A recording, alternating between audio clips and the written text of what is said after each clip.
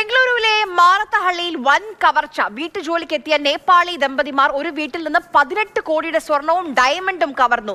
ദിനേശ്, കമല എന്നിവർക്കായി തെരച്ചിൽ തുടരുകയാണ്. KB ശ്രീധരൻ വിവരങ്ങളുമായി നമുക്കൊപ്പം ചേരുന്നു. ശ്രീധരൻ, 18 കോടിയൊക്കെ ഒരു വീട്ടിൽ സൂക്ഷിച്ചിരുന്നു എന്ന് കേൾക്കുമ്പോൾ തന്നെ ആശ്ചര്യമാണ്. ഈ പ്രതികളെ പറ്റി എന്തെങ്കിലും സൂചന ലഭിച്ചിട്ടുണ്ടോ അന്വേഷണ സംഘത്തിന്? ആര്യ, 18 കോടിയുടെ പണം, സ്വർണം, വജ്രം, വെള്ളി ആഭരണങ്ങൾ, ഇത്രയും സാധനങ്ങൾ ചേർന്നിട്ടാണ് ഈ 18 കോടിയുടെ മൂല്യം വരുന്നത്.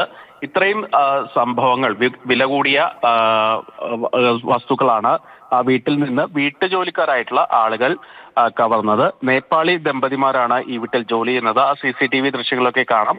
രണ്ടുപേർ, ഭാര്യയും ഭർത്താവുമായിട്ടുള്ള രണ്ടുപേർ വീട്ടിൽ ജോലി ചെയ്യുന്നു. ഇവർ തന്ത്രപൂർവ്വം ഇവിടെ നിന്ന് ഇത്രയും അധികം സാധനങ്ങൾ മോഷ്ടിച്ചു കൊണ്ടുപോയി എന്നാണ് പരാതി.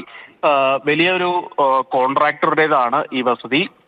മാർത്തഹള്ളിക്ക് സമീപത്താണ് ഈ വീടുള്ളത്. വീട്ടിൽ മറ്റാരുമില്ലാത്ത സമയത്താണ് ഈ വലിയ കവർച്ച നടന്നിട്ടുള്ളത്. സമീപകാലത്ത് ബംഗളൂരു നഗരത്തിലുണ്ടായതിൽ വെച്ച് വലിയ കവർച്ചകളിൽ ഒന്ന് തന്നെയാണിത്.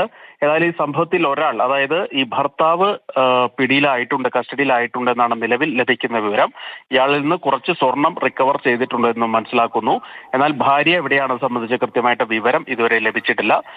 ഇവരെ പിടികൂടുന്നതിനും അതുപോലെ തന്നെ ഈ കളവ് മുതൽ തിരിച്ചെടുക്കുന്നതിനും വേണ്ടിയുള്ള കഠിനമായ പരിശ്രമം തുടങ്ങിയിട്ടുണ്ടെന്നാണ് Bengaluru city police commissioner Seemant Kumar Singh അല്പസമയം മുമ്പ് വാർത്താ സമ്മേളനത്തിൽ വ്യക്തമാക്കിയത്.